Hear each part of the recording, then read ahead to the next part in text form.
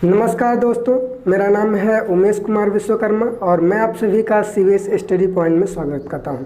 तो फ्रेंड्स, हमने अपने पिछली वीडियो में आपको अपने अध्याय के कुछ प्रकार के सब प्रश्नों के बारे में चर्चा किया था और आज उन्हीं प्रकार के सवालों में एक ये प्रकार है कि आपको क्या करना है, किसी धनात्मक पूर्णांक का वर्ग इतने और इतने रूप का होता है, इस प्रकार के प्रश्नों को हल करना है। तो फ्रेंड्स, आज हम इसी के बारे में चर्चा करेंगे। तो आइए देखते हैं। तो फ्रेंड्स, पहले हम प्रश्न पढ़ेंगे। तो देखिए फ्रेंड, प्रश्न है कि यूक्लिड विभाजन प्रमेयिका का प्रयोग करके बताइए कि किसी धनात्मक पूर्णांक का वर्ग 4m धन 1 के रूप का होता है। तो फ्रेंड्स, इसके लिए हमने आपको पहले ही बता दिया है कि वो पहले जिस संख्या की बात कर रहा है, देखिए कह रहा है कि किसी धनात्मक संख्या का वर्ग कह रहा है ना, तो आप पहले उसी संख्या को क्या करेंगे, मान लेंगे कि आखिर वो संख्या की एक कल्पना कर लेते हैं, उसकी एक भूमिका मान लेते हैं कि हाँ भाई ये चीज़ है। ठीक, तो मान लेते हैं, हल में समझ लीजिए।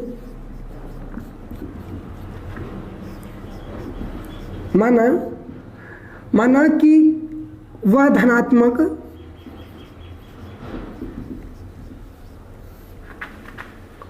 पूर्णांक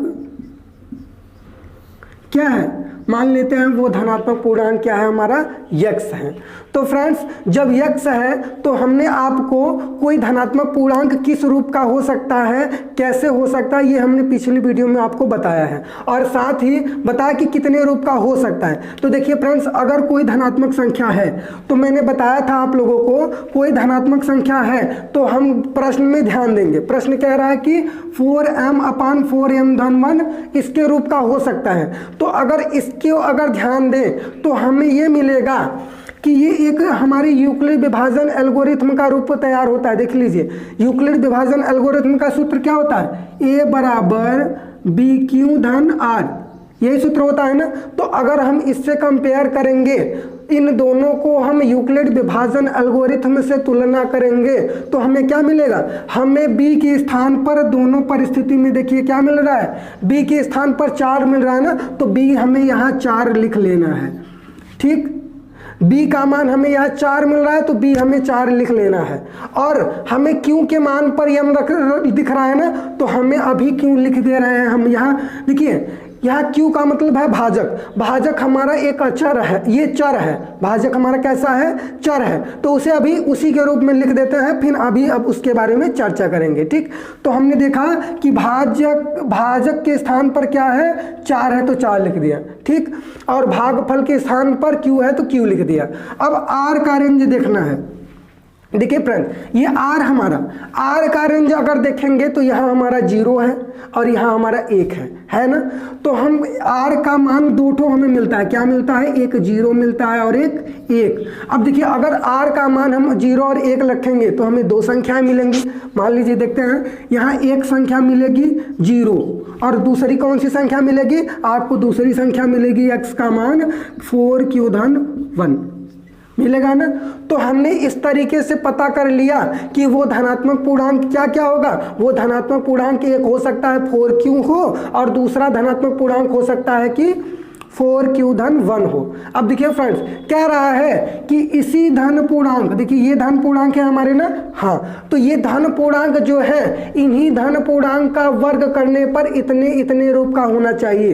प्रश्न कह रहा है कि आप इसे इस रूप का बनाइए, बताइए कि क्या इनका और इनका वर्ग कर दूंगा, इन दोनों का वर्ग अगर कर दूं तो क्या इसका वर्ग करूंगा तो इसके रूप का हो जाएगा, और क्या इसका वर्ग कर दूंगा तो इसके रूप का हो जाएगा।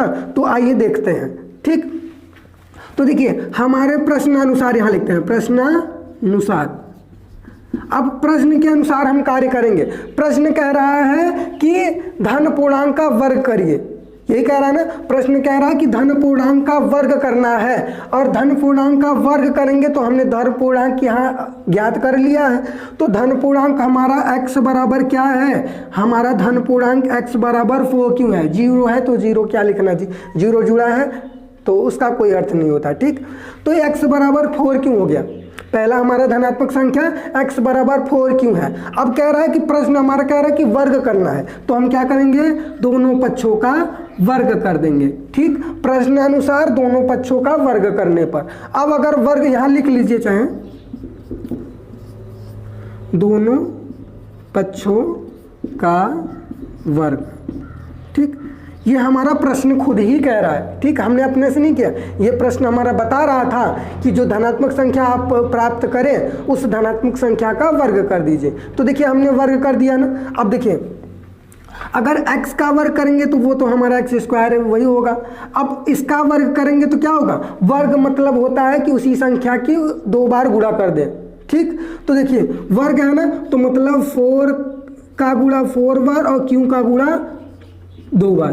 ठीक, तो देखिए इसको अगर खोलेंगे तो इस रूप का गुणनखंड मिल जाएगा ना, तो इस रूप का हो गया। अब देखिए अब हमारा प्रश्न कह रहा था कि आप इसका वर्ग करें ना, आप अगर इसका वर्ग कर दे रहे हैं तो आपको इस रूप का मिलना चाहिए। मतलब कि आपको हमेशा ये चीज ध्यान में रखना है कि इस चीज को हमें इस रूप में बनाना है। किस रूप में बनाना है, यहां लिख लीजिए टारगेट हमारा क्या है।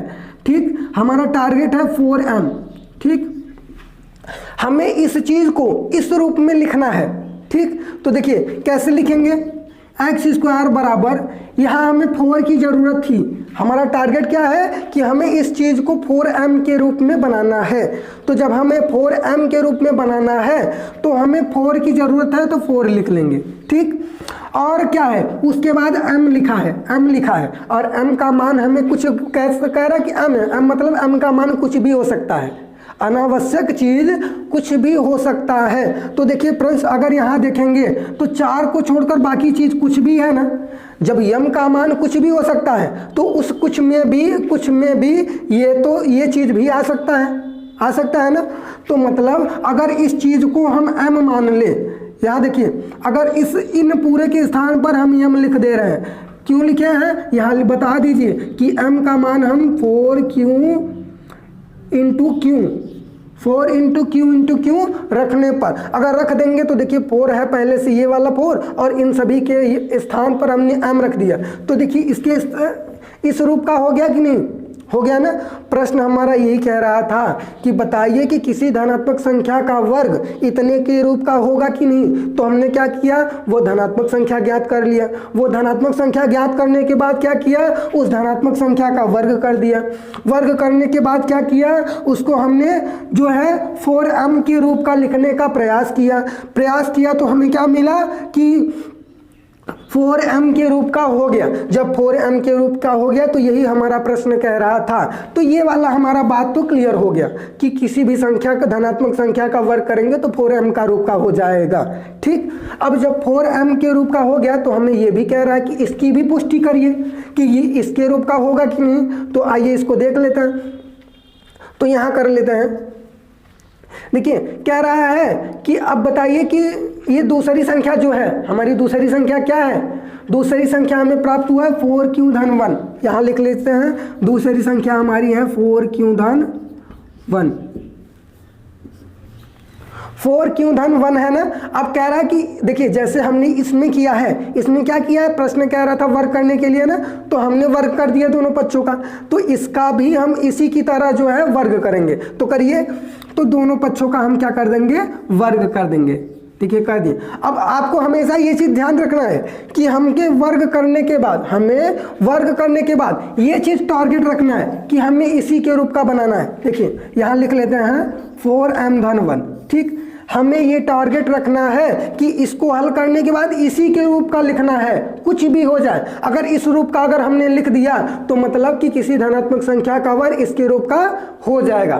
तो करने का प्रयास करते हैं। देखिए अगर x का वर्ग करेंगे तो वो हमारी धनात्मक संख्या है, x का वर्ग, तो धनात्मक संख्या का वर्ग ही होगा। ठीक, तो अब इसका वर्ग करेंगे तो दोस्तों अगर आप ध्यान दें तो ये अगर मान लीजिए a है और ये b है तो हमारा किसका फार्मूला बन गया, a धन b का होल वर्ग। और हम a धन b का होल वर्ग पता है, हमें क्या पता है कि a स्क्वायर धन का 2ab धन का p स्क्वायर, यही सूत्र होता है ना।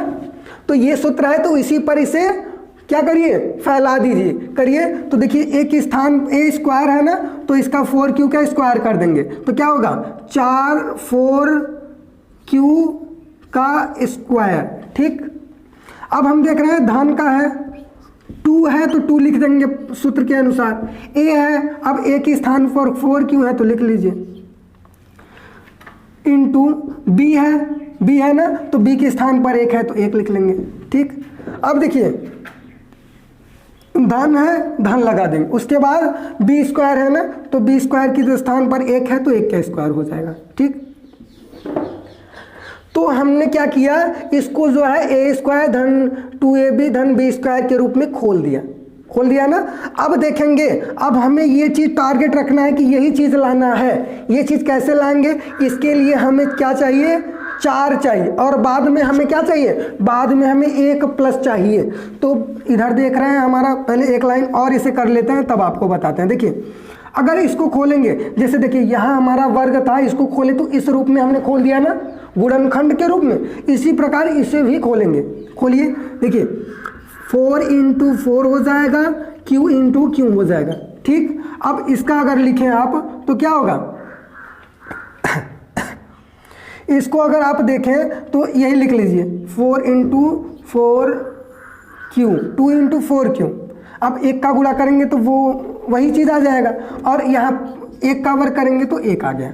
ठीक, अब देखिए, अब आपको इस रूप का लिखना है, किस रूप का लिखना है, इस रूप का लिखना है।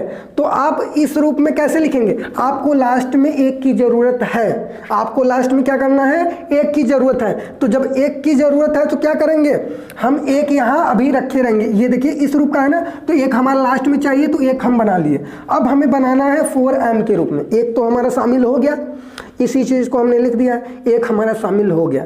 अब हमें बाकी चीज़ को क्या करना है, इसके रूप का करना है, 4m के रूप का। तो 4m के रूप में कैसे करेंगे, देखिए ये 4 × m है ना, मतलब कि ये बाहर है तो अंदर का ये जो भी चीज़ होगा ये सारे में 4 का गुणा होगा। अगर m का मान कुछ भी रख दूँ, जैसे a + b कर दूँ, तो 4 का गुणा दोनों में होगा ना, मतलब कि इन दोनों से कॉमन लेके 4 लिया गया है। ठीक ना, तो इसी प्रकार इसमें देखिए, अगर इन दोनों की बात करें, इन दोनों में अगर हम 4 कॉमन लेंगे तभी होगा। तो हम क्या करें, 4 को कॉमन लीजिए, इसमें भी 4 है तो इसमें भी 4 है, तो 4 कॉमन लेंगे तो क्या होगा, यहाँ बच जाएगा 4q × q कर देंगे तो q स्क्वायर हो जाएगा। और ये क्या है, जब 4 कॉमन लेंगे तो 2 और q बचेगा ना, तो वही लिख दीजिए 2 और q बच जाएगा। ठीक, अब देखिए, अब हमें क्या मिल गया, 4 कामा ले लिए तो ये बचा 4q स्क्वायर धन 2q, और 1 हमारा इस रूप का बन जा रहा है। अब हमारा देखिए लगभग रूप बन गया पूरा, ध्यान देंगे तो यहाँ 4 है तो यहाँ 4 है, और यम है तो यम के स्थान पर ये दिख रहा है, और धन का 1 है तो धन का 1 है, एक रूप दिख रहा है। अगर इसी के स्थान पर यम हो जाए तो हमारा काम बन जाएगा ना। तो आप कह दीजिए कि ये बीच वाला जो है, बीच वाले को m मान लेते हैं, क्या मान लेते हैं, m मान लेते हैं। तो m बराबर मान लीजिए क्या लिख देंगे, 4q स्क्वायर धन 2q। यहाँ लिख दीजिए कि m बराबर 4q स्क्वायर धन 2q रखने पर अगर आप रख देंगे तो आपको क्या मिलेगा, आप ध्यान से अगर देखिए तो ये चीज हो जाएगा 4m धन 1, मिल गया ना। देखिए यही चीज हमारा प्रश्न कह रहा था कि अगर किसी भी धनात्मक पूर्णांक, देखिए किसी भी धनात्मक पूर्णांक का वर्ग किया जाए तो क्या इनके रूप का हो जाएगा। तो आप देखिए, आपने कोई धनात्मक पूर्णांक ज्ञात किया तो आपको पता लगा कि ये एक धनात्मक पूर्णांक है और दूसरी धनात्मक पूर्णांक संख्या ये है। जब आपको दोनों धनात्मक पूर्णांक मिल गया तो आप प्रश्न ही खुद ही कह रहा है कि वर्ग करना है, क्या करना है, वर्ग करना है। तो आप क्या करेंगे, दोनों पक्षों का वर्ग कर देंगे, दोनों पदों का। इसमें देखिए हमने इस पद का वर्ग किया है और इसमें हमने इस पद का वर्ग किया है। अब हमने वर्ग किया तो इसको जो है हमारा टारगेट था कि इसके रूप का बनाना है, क्या करना है, इस रूप का बनाना है। अगर बन जाए तो हमारा किसी भी धनात्मक पूर्णांक का वर्ग इसके रूप का हो जाएगा। तो हमने हल किया तो हमें इसी रूप का दिख गया। तो जब इसी रूप का मिल गया तो हमने कहा कि भाई ये इस वर्ग करने पर इसके रूप का हो जाएगा। अब इसी के साथ हमने दूसरे वाले पद को भी देखा, तो दूसरे वाले पद को देखा तो हमारा a + b के होल वर्ग का रूप बन रहा था। तो हमने क्या किया, a + b के होल वर्ग में खोल दिया। अब a प्लस बी के होल वर्ग में जब खोल दिया तो हमने देखा कि एक तो मिल रहा है, इसको टारगेट बनाए हम 4m धन 1 को टारगेट अगर बना लिए हम तो क्या मिला, एक तो हमारा यहाँ है तो उसे बना के बरकरार कर दिए।